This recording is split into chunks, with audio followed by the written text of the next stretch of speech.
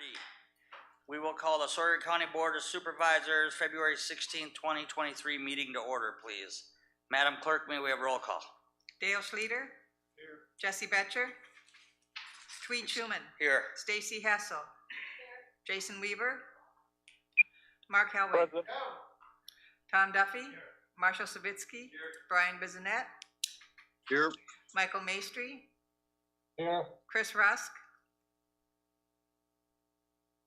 Chris Rusk. Chris Rusk. Okay, He's on John my balance. Rickheimer. Here. Ron Kinsley. Here. Ron Buckholz. Here. Ed Peters. Here. You have a quorum. Thank you. Jason Weaver, are you present? Yes, sir, I am. Okay, thanks. Oh, And I know Jason Mr. Betcher is excused, Madam Clerk. Pardon? Mr. Betcher is excused. He let Yes. us know he'd be gone. And Jason Weaver is now in attendance? He is. Okay, thank you. Okay. Thank you. Let the record indicate we have a quorum. Please rise for the Pledge of Allegiance. I pledge allegiance to the flag of the United States of America and to the republic for which it stands, one nation, under God, indivisible, with liberty and justice for all. Okay, certification of compliance with open meetings law, Madam Clerk. This meeting has been noticed to the public and news media as required by section 19.84 of the Wisconsin statutes. Thank you. Meeting agenda has been presented. Public comment. Anybody here that would like to approach the board? You'll have 3 minutes. Sheriff, state your name and address, sir. Good evening, Sheriff Doug Morotek, Hayward. Mr. Chairman and fellow board members, I appreciate a minute here. I just want to share something.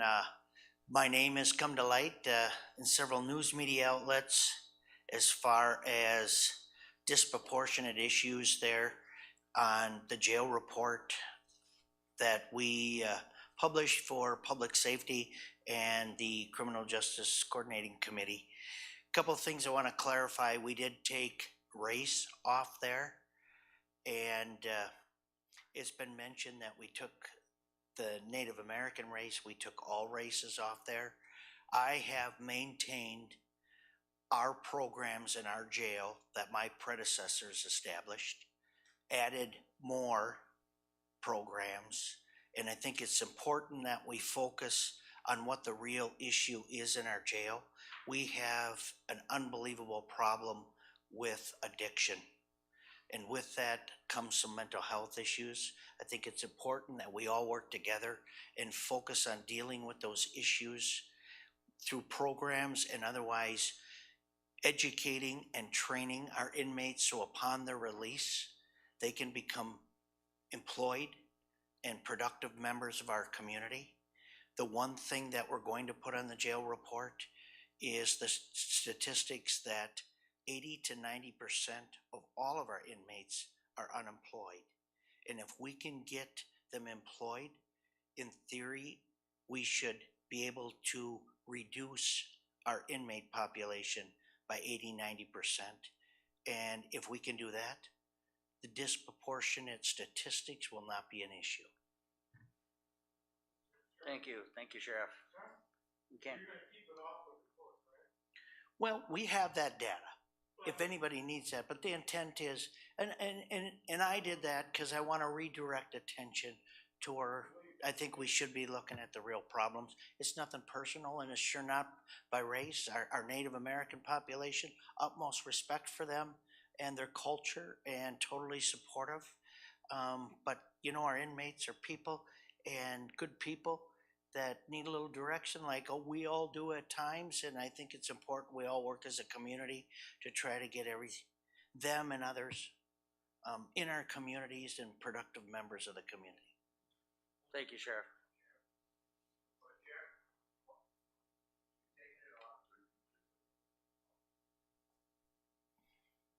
They're off, but you have the data. What's the issue? Who's upset that? I think some of the Why should they be? Why do people want that on there? I guess that's a good question, and I can't answer that. Oh, okay. Thanks. Yep. I understand, Ms. Buckholz, thank you. All right, is there anyone else for public comment? Alex, anybody online? Okay, thank you. Moving on to number 7. Consider approval of our board meeting minutes, January 19th, 2023. Mr. Peters, do you have any comments? I've reviewed the board minutes and for January 19th of 23, and it may be a clarification. I believe there was a statement about ice on lakes and safety for travel on lakes, and my recollection, and as I looked it over, is basically that the point was that anybody who drives on a lake drives at their own risk. It is not there that no one for using ATVs or UTVs or snowmobiles, they avoided using the idea that there is safe ice. Ice is always has to be considered to be. Okay, so your interpretation is That would be good as presented. I think it's fine as permitted. Okay, so is that motion, Mr. Peters? Okay. Yes. Motion by Mr. Peters to approve as presented, second by Mr. Kinsley. Is there any further discussion? If not, all those in favor signify by saying aye. Aye. Aye. Opposed? Motion carries. Okay, number 2, February 9th County Board Special Meeting Minutes. Motion by Mr. Kinsley to approve as presented, second by Mr. Savitsky. Is there any further discussion? If not, all those in favor signify by saying aye. Aye. Opposed? Aye. Motion carries. Okay, thank you. Moving on to number 8, Economic Development, UW Extension. I get a clarification, was that just a late aye, or was that A late aye. A late aye. Yep. Okay, number 8, Economic Development, UW Extension Committee Chair Report. Mr. Righeimer. Yes, Mr. Chairman. UW Extension was there. They hired a agricultural water culture specialist. That specialist is going to be in Burnett County.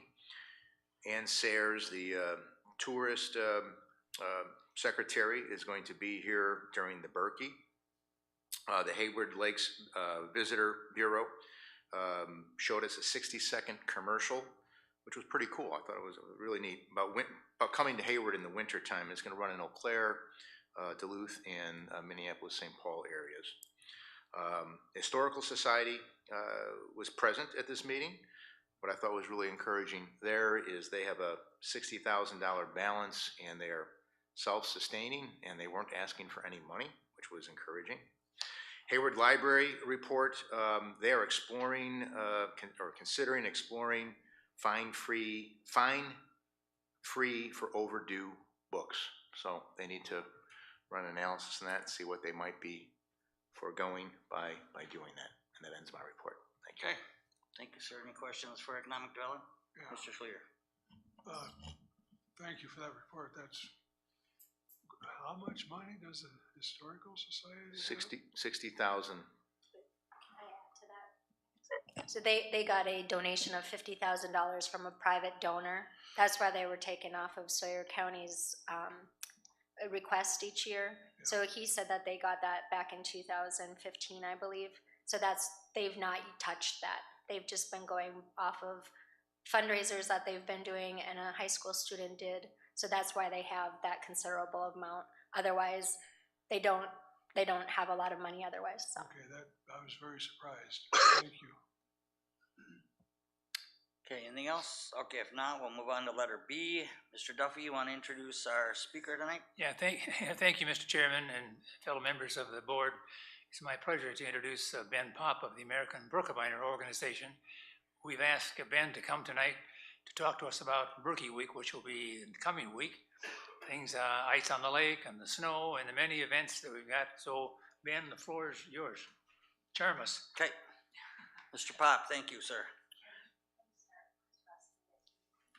Oh, thank you. All right, go All ahead, right, Mr. Ryan. Mr. Chairman, Supervisors, thanks for having me. Couple things I'll give you. These are, those are just hot off the presses. Those are participant guides, and there's a unfortunately, I don't have the visitor guide as well. So one goes to the participants, one goes to everybody else around town that just gives some information about where to park, when shuttle buses run, and then this one is a little bit more specific to the event itself, wave start times and the like. But at current, we're expecting about 40 to 45,000 people coming here starting this weekend. It's a record number of skiers this next year, just over 13,500, about 11,300 in the Berkey, Cordy, Prince Hoken, and then the other events, Barca, Berkey, Junior Berkey, and the like. I actually just got in from skiing. The trail held up amazingly well. We were out on the lake today, speaking of lake ice, drilling some holes, and actually where we had groomed the lake, it's off the lake, it was a lot of layers of ice and slush, but where it had groomed it, it really compacted into about 16 to 18 inches of really quite solid ice. And today we've lost probably 2 to 3 inches. Interestingly enough, a meteorologist from the Twin Cities called and said, it looks like Hayward will be getting 22 inches of snow on Thursday. I thought, okay, well, sounds good. We saw that in 2017 as well, and that didn't, of course, come to fruition. But a couple highlights, I think. Again, it's the largest Berkey that there's ever been. I'm pretty excited about that. We're also excited that CBS Sunday Morning is going to be here. So Jane Pauley and her crew will be here doing a highlight on the community. It's actually focused on how a small community in northern Wisconsin hosts the world. Not so much about the ski race as much about how does a town that has 2,300 or 2,800 people on the sign end up hosting all these people. So I think that'll be quite good. They thought it takes typically 3 to 4 months until they turn that around, and it'll be on a Sunday morning show. They'll let us know and we'll get that out. The schedule stays the same actually this year. There's not a lot of changes from when the bridge goes in and snow goes down and the like. We've been working with the town, the law enforcement here in town. Because of the super congestion, they asked that we actually have a fair amount of no parking signs in places on one side of the street. Because of the extra snow this year, when there's parking on both sides, it just gets so narrow. And so there's certain places that they'll be signing or will be signing on their behalf for no parking on one side of the streets, mostly on the sides. We've added some extra parking and shuttles out of actually Lumberjack Bowl this year. So we've encouraged all the spectator parking over at the large parking lot at Lumberjack Village, not on the bowl side, but where we park during the summer and shuttle people from there. So we're hoping that's where most of them end up. Expo will still remain over at the high school. So I think that'll remain as normal. And it's actually quite a large international field this year because now that travel's back and COVID is not quite as bad. So we're looking forward to that. So that's kind of the gist of the most of it. And actually the other thing is just to have on your radars, the day after the Berkey will announce that next year is not that people can't do math, but the year after is the 50th, and that's going to be a huge celebration, actually. We're really going to focus on the heritage and Tony and really what it took to get the event to that point and start having events that'll lead all the way up to the event that year. We've been working with, a whole variety of everything from Lumberjack World Championships to other things. Where could we do events throughout the year that'll help highlight that the 50th is coming the following year? So that's kind of the gist of it. Again, I oftentimes I apologize to people that it does get crazy and a lot of people show up, but I think we are in the process, hopefully this year, of doing an economic impact study because it's really hard to tell. The last one we had, of course, was from way back in 2014, and a lot has changed since 2014. So we're hoping that we can get some better data. I was telling Tom earlier that one of the things that we do know that we learned from our current surveys is that over 85% of the people that come and do the race tell us that they're going to visit the community at a different season. So that's awesome. We know they're going to come back in summer, fall, mountain bike, hike, fish, ATV, the things that we do in the other seasons up here. So lastly, I think many of you probably, or maybe you don't know, the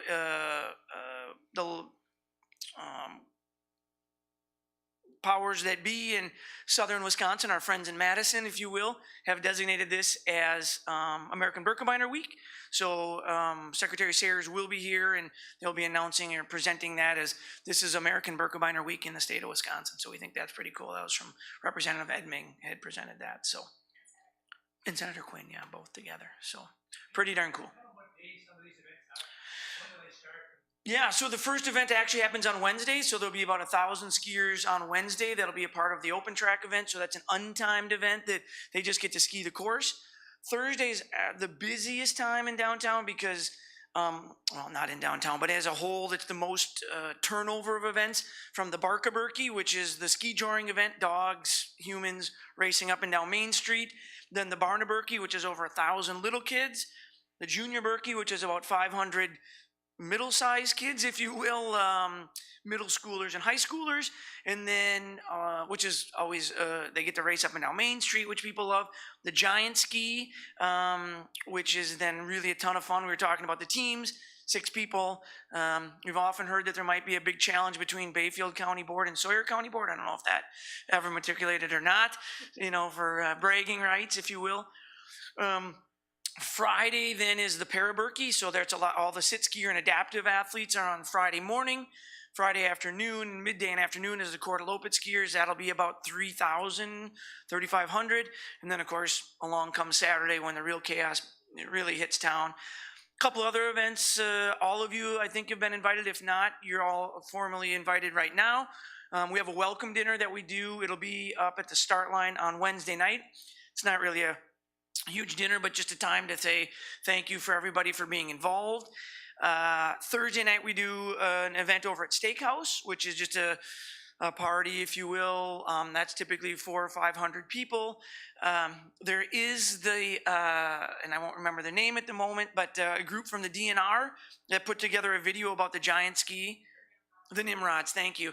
So their whole quest is to go viral, if you will. And they did a neat little documentary on their quest to be the best giant ski team, and they're showing that at the Park Theater this Friday as well as during Berkey Week. So that'll be kind of cool, I think. And then the last events, there's a demo that we do at the start line of the Berkey for vendors that can come check out that on Sunday morning.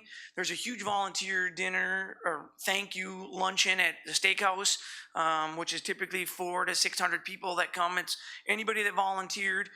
We just looked, we have about 3,600 volunteer shifts during that week. So that's a huge, huge amount of volunteers. If you know any groups that are looking to do fundraisers, it's one of the, we do a lot of fundraising for groups. Any 501c3 group that's looking to raise money that wants to come and volunteer, we pay your group as part of a fundraiser. If you're trying to raise money for uniforms or a band trip or whatever that might be, let us know. We still have a need for parking, helping at Expo. All the Expo takes place at the high school, so that's good. That's where that takes place. And again, that's on Thursday and Friday, and then that wraps up that. Typically we end up with we get 15 to 18,000 people that'll go through the high school as part of the Expo. So kind of a whole lot of stuff going on, a whole lot of chaos. Hopefully it brings a bunch of money to the community, and we know, again, it's a ton of inconveniences, but hopefully by Sunday afternoon, you know, and anecdotally, it'll be interesting to see this year. I live in Earl, and typically the traffic is almost always backed up to the community center there, or the old schoolhouse. It'll be interesting to see with the new roundabout situation and how that's all done. If it actually is any better or any worse, I don't know. But it's always nice on Sunday. We love them. They pay a lot of bills, but on Sunday, as everyone's leaving, it's sometimes kind of a big sigh to know that then town returns to normal. So that's kind of what we have in store. All right. Well, thank you, Mr. Pop. Any questions for Mr. Duffy? Yeah. Yeah. Plenty of bibs welcome for sure. And we'll take on Bayfield County in a tug of war.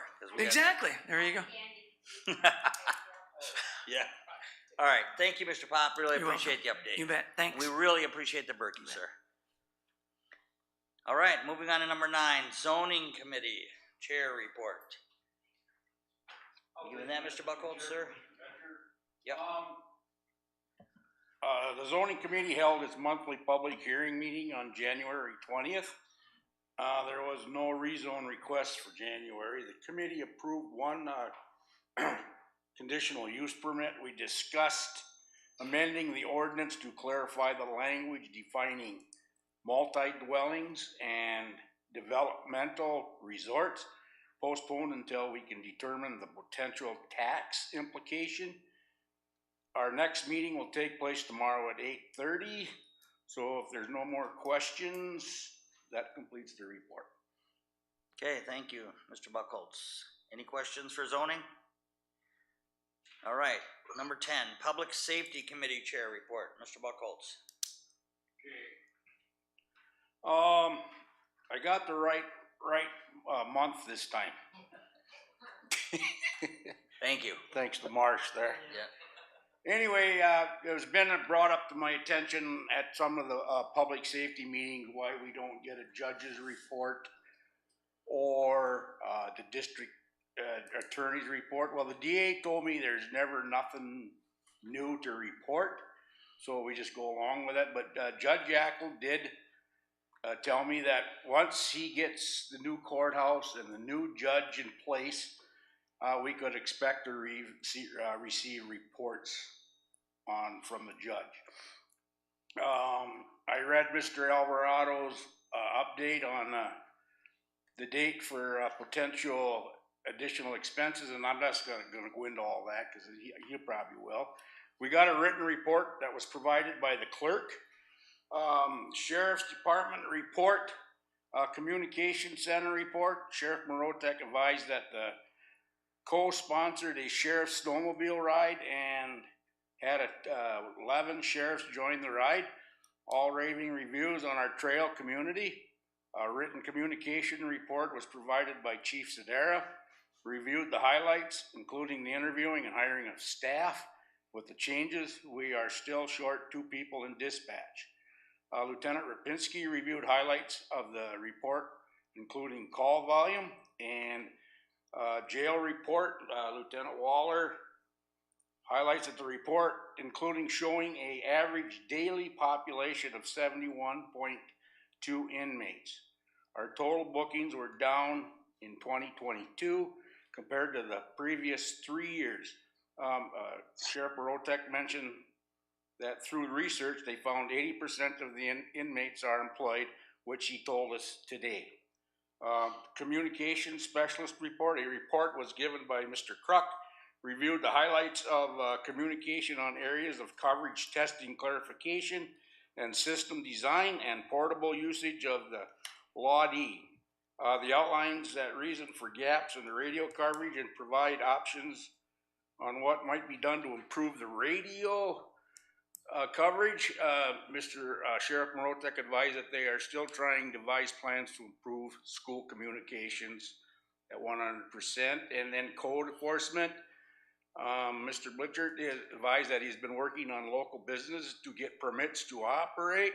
The county will be having a vaccine clinic on March 24th in Winter and March 25th in Hayward. That's rabies clinic. And emergency management medical examiner report was provided by Mrs. Rapinski, advised that she is closing out grants and continues on working on gathering storm data. She attended a statewide tabletop exercise where Mass continues to work on gathering storm damage data, and she attended a statewide tabletop exercise Mass for casualty and fatality events, is working with our public health department to create a new plan. So that ends my report, Mr. Chairman. All right, thank you, Mr. Buckholz. Any questions at all for public safety? Could you clarify, you had stated 80% were employed, did you mean unemployed? Just for the record, so that, okay. Employed, and I think you meant unemployed. Yes, unemployed, sorry. No, that's okay, thank you. Good catch. All right, thank you, Mr. Buckholz. Moving on to number 11, Public Works Committee Chair Report. Mr. Kinsley. Thank you, Mr. Chairman. We met last week, and the maintenance, I'd like to, Tim Hagberg's in charge of the maintenance, and it's just amazing how many things he's connected to that keeps our Coney going, and I really appreciate the work he does. You know, he keeps the building clean, he keeps his employees busy, and he's always dealing with the second courthouse stuff that's coming up every day. So they do a good job. With the airport, there's communication going on regarding the runway rehabilitation. Potentially someone might be coming forward to help us out with some funding on that. We've had a lot of problems with cleaning the runway this year because our machines have been broke down, but presently they have it working. So it's a never-ending battle. And our highway commissioner has not been replaced yet. And Mr. Brad Bicey is filling in for us. We've done interviews for the County Road CC Bridge over by the landing. We have a project coming up on Highway B right here in the city. And there's also going to be a replacement of a bridge over by Blueberry. The UTV ordinance is still not approved. There's some issues that need to be tried to work out, and they have not been worked out yet, so we'll continue to try to do that. And we have courthouse remodel. We had a special meeting to take care of some funds for us. We met again yesterday, and the big thing yesterday was the AV equipment for the new courtroom, but after talking to Andy today, seems like we got some of that worked out, so we should be moving into the new courtroom by the first part of April, like April 10th is the tentative plan. Subject to change, but we're moving forward. Good. Questions, concerns? Thank you. I have a question. Yes, sir, Mr. Buckles. Mr. Kinsley, I've been asked, is that highway department still looking for applicants Just about always. I mean, for like for truck like driver. get a appointment for the highway department? Well, we're looking for, presently we're looking for a commissioner, and I think all the other positions currently are filled. Okay. I wasn't sure. I think there are some people coming up on the term. There's gonna be a group over the next 3 to 5 years. We're gonna lose about 10 people, so there's gonna be a lot of openings coming. Okay, thank you, Mr. Kinsley. All right, moving on then, number 12, Land, Water, Forest Resource Committee Chair Report. Who's handling that tonight? Mr. Helwig, turn your light on, sir. Thank you. Okay, the meeting was held on our monthly Land and Water Forest Resources meeting on Wednesday, February 8th. Committee approved the fair market value minimum bid list of a number of foreclosed properties to be sold or auctioned this spring. Survey crews have been encountering difficulties traversing properties because of the deep snow. Excuse me, attempting to reconfirm reservation boundary lines by late spring.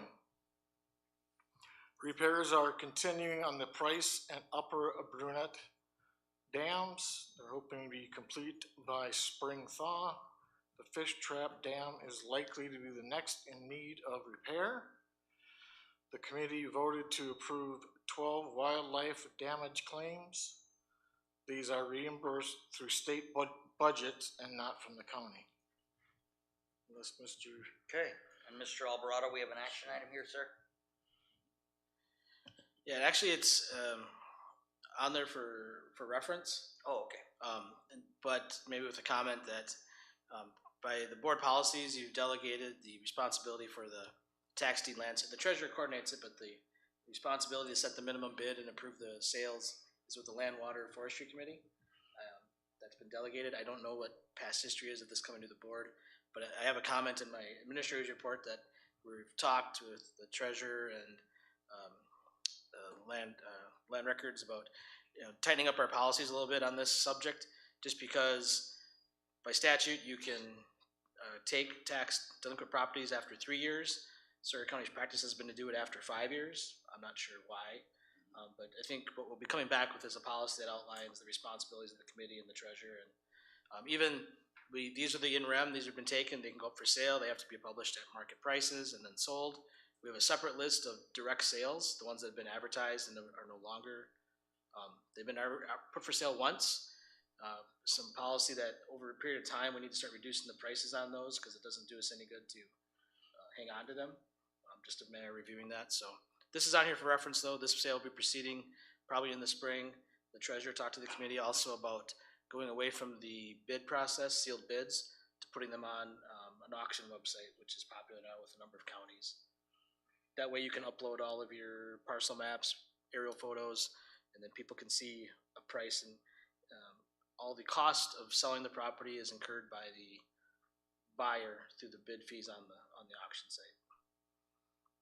Okay, so Mr. Helwig, the Land, Water, Forest Committee then approved all these sales and their minimum bid price, correct, to go to auction this spring? Okay, so we really don't need to do it here. I don't think so. All right. Thank you, Mr. Helwig. Any questions for Land, Water, Forestry? Anybody online, Alex? No. If not, then we'll move on to number 13, Health and Human Services Board Chair Report. Mr. Schleter, sir. Thank you. Sawyer County Health and Human Services Board met on the 6th of this month. We had Ms. Gouget give this the tribal update of activities out there. The COVID-19 appears to be in some sort of a lull out there, and they're watching that very carefully. Pretty much the same thing that our public nurse told us later in the meeting. Let's see, they're working on hiring a new director for the new health center, and that the current elder wellness center is going to, I got that right, is going to remain open until the new center is correct in place. There was some confusion about that. Basically what it comes down to is don't believe everything you hear on the internet. Okay. The groundbreakings this spring. Let's see. I wish I had better handwriting. Okay. Okay. Senior Resource Center, typically 2,500 meals a month, and that was the same thing for last month. We are working on trying to find ways to reduce our expenses. We met with a representative from Guar and some other people, significantly the director of the Burnett Polk County Resource Center, and apparently our cost for producing meals averages $10.50, and we've been told that's kind of on the high side. So we're going to look into other possibilities, especially with the director from Burnett County, who is hovering more around 10. But if we can get a handle on some different types of purchasing, we're working on it. The rep did tell us that we went over all of the options we could think of, centrally locating a kitchen in the county, buying an existing building that could be used somewhere else in the county. He was very nice about it, but he kindly explained to us why none of those were really going to reduce our costs. Okay, so we're still on that. Senior Resource Center.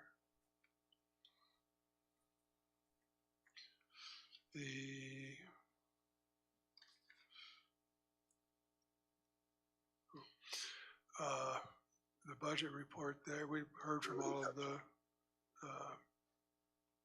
from Paul Grahovic, the director, from all of the departments.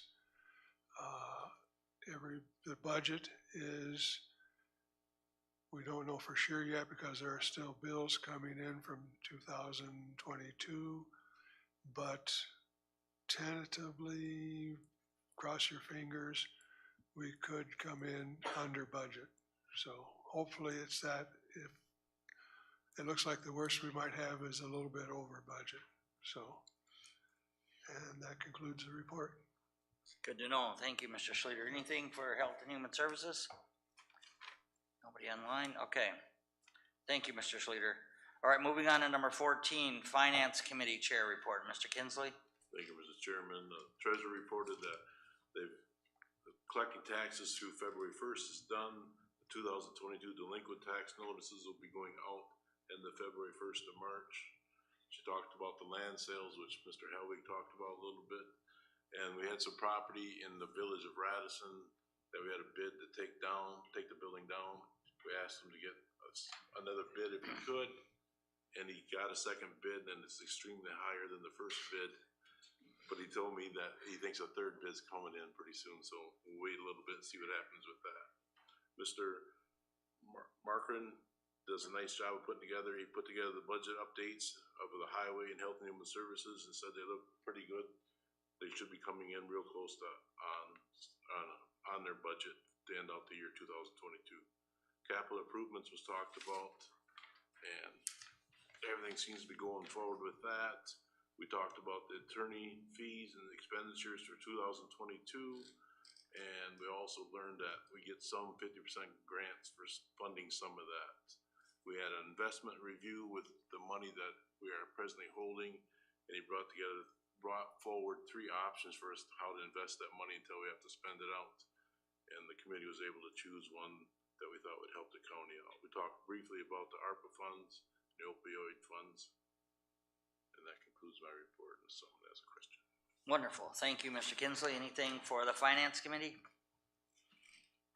If not, thank you, Mr. Kinsley. Moving on to number 15, County Administrator's Report. Mr. Alvarado, welcome back, sir. Thank you. I want to follow up on Mr. Kinsley's comment. The property in Radisson that we have the demolition bid for is on our direct sale list, and with a bargain price of $1 right now. It's premium property in downtown Radisson. Great view, so if anybody looking to be a developer, there's a great opportunity there. Just running through my report, courthouse renovation. We have $5.5 million of work completed, 3.1 remaining. That's the financial update. The contingency fund has taken a significant hit in the last month. Part of that is because a lot of what we call RFIs, requests for information, and change orders were processed last month. So we're down to $45,839, which I shared with you last month, which was the reason that we had to have a discussion about these additional items and the funding for those. Those will be incorporated. What will happen now is there'll be a change order. The project costs will go up to account for those items, which are in process now.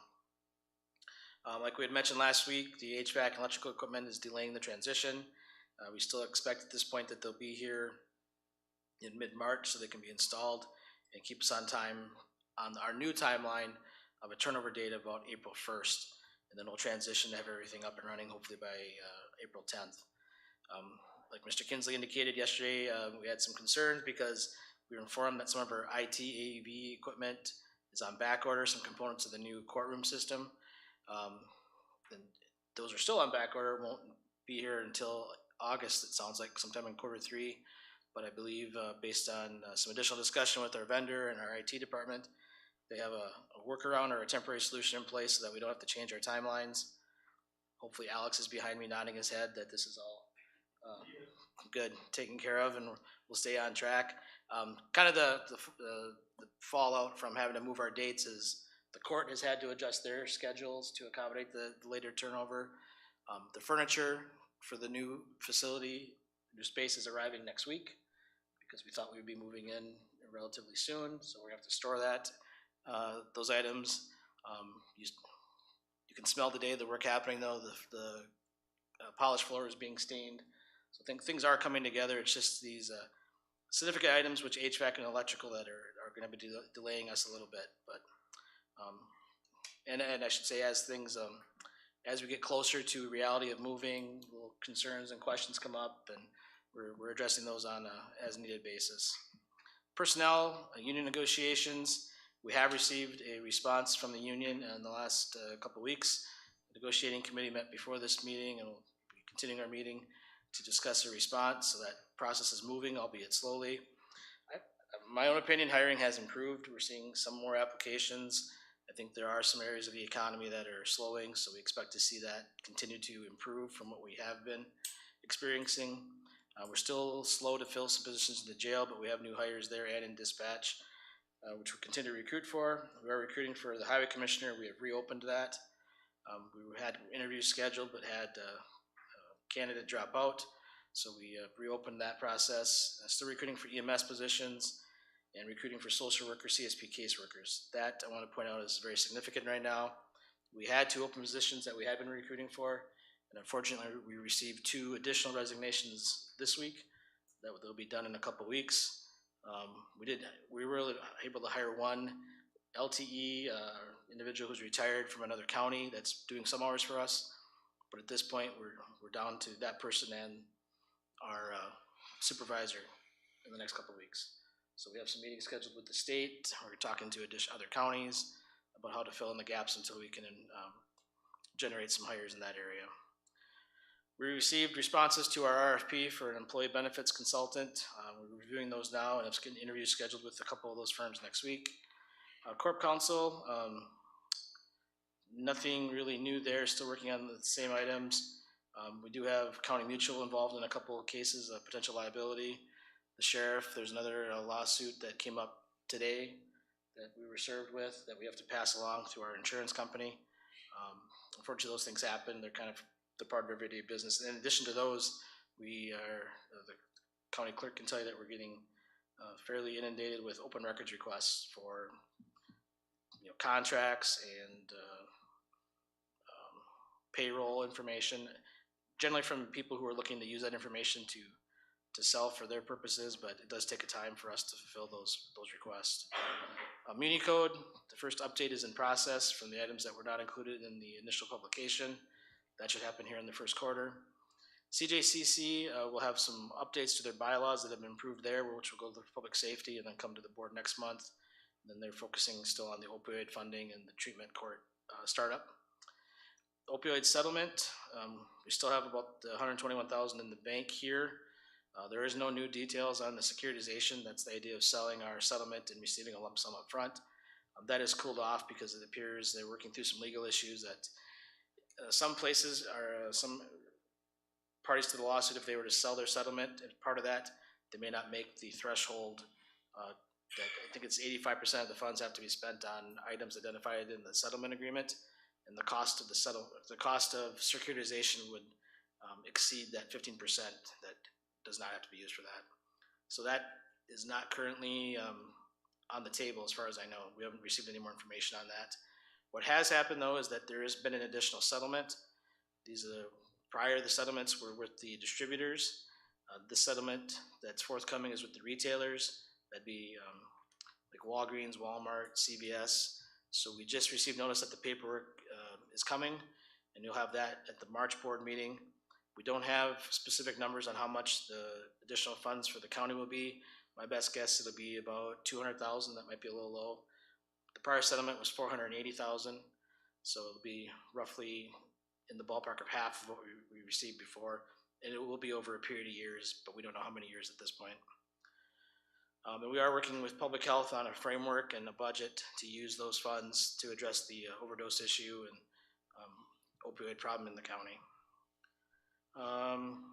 No office moves in the courthouse that I had brought up before. The sheriff was able to accommodate Justice Point with some space, so it doesn't appear we need to shuffle any offices in the building right now. Policy items, I mentioned the tax deed land, probably is the next one we'll be working on.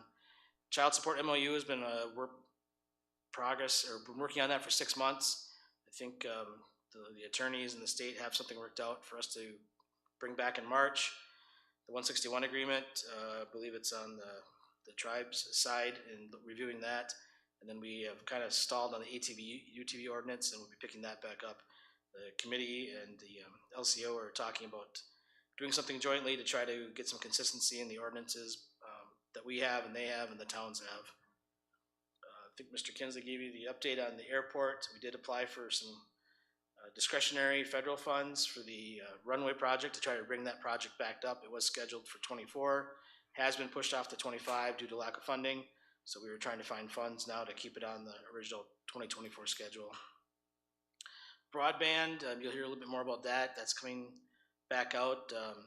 There is a current round of PSC grant applications that are due on the 22nd. We've already provided a letter of support to BevCom, and we've heard from Charter. BevCom is down in the Radisson area. They're submitting an application, and Charter is submitting an application for the towns of Spider Lake, Round Lake, and Bass Lake. I think they have territory. Talking with the Economic Development Committee, we're just going to support all applications and let the PSC decide who they want to fund at this point. And then there is federal funding coming through the state for what they call the BEAD program. It'll be planning for broadband, and we will be receiving an allocation of that. At this point, we don't know how much, but Sawyer County, I think all counties will be receiving a portion of the grant. And emergency declaration update, just one thing I want to point out is that Mr. Pinsky has submitted our information. At this point, we had hoped to get trail funding to the trail cleanup costs. At this point, they're not being included. The snowmobile trail funds are being addressed through the DNR, but we don't have any, we're not making any headway on getting any funds for the cleanup of our silent sports trails like the Berkey Trail, even though it was on county land. So we're going to continue to pursue that. County Ambassador Program is something through Wisconsin Counties Association. I'm a part of that, so we spent a day in January meeting with our legislators. Top 4 items I think are very important to Sawyer County, as they are most counties, but maybe even more important to us. So and this was all timed with the budget discussions that are happening now, but we've talked about additional or maintaining general transportation aids, reforming local revenue and additional shared revenue for the county, for counties. So you already heard the governor's proposal last night about committing 1 penny or 20% of the sales tax in the state to local governments, which would increase our funding. And then he's also proposing in his budget that counties would be able to go to referendum for an additional 0.5% sales tax to fund county operations. I expect we'll see similar proposals from the legislature. There's been a local revenue committee working there with the counties association. So the good thing is that's probably the #1 priority in the executive branch and in the legislative. So we should see some relief there. Mental health funding has been included on both sides. And then we also talked about increasing the victim witness coordinators, reimbursement from the state. Initially, that was supposed to be 90% funded by the state. At this point, they're only funding 40% of our costs. So those are things that affect our levy every year. Last item, tribal land taxation changes. We've had some discussion in committees in this. That was the appellate court decision that land owned by a tribe or tribal members that was or is taxable or is on the reservation and is currently being taxed is tax exempt. So we've made some, we don't think it's a huge issue here. We believe we have 2 townships where there's gonna be some parcels coming off the tax roll, and that's primarily Town of Hayward and Town of Bass Lake at this point. We do have parcel lists now for those, so they're going through and assessing what the dollar value of that switch will be. In Bayfield and Ashland County, who we were working with on this issue, there are some significant issues because they have some townships where 85% of the land is going to be moving off the tax roll. So what happens last year is that the state assigns an assessed or a value to those towns to assess the taxes. Well, that value didn't change, so when those properties came off the tax roll, the total value of the township shifted to the privately owned parcels. So that's a big shift in tax dollars. So as part of the budget discussion, those counties with us in more of a supporting role have asked for some relief from the state, and that was included in the governor's budget to replace lost revenue for local governments out of the state budget on a, next year we get full replacement, and then every year after for 10 years it would go down by 10%. So it's not a huge issue for us, but it is an issue. So that's just something we'll keep you updated on moving ahead. Thanks. Yeah, good job. So Mr. Alvarado, the mental health funding out of county placements, do you see something coming in that? Yes, both the legislature and the governor are talking about it, but yes, that's well, I think the governor's declared this the year of mental health or something along those lines. So we do expect to see some additional funding in those programs. Good. Okay, thank you, sir. Any questions for Mr. Alvarado? If not, anything, correspondence, reports from conferences, meetings, anything? Anybody online, Alex? Okay, if not, We're adjourned. Thank you, everyone.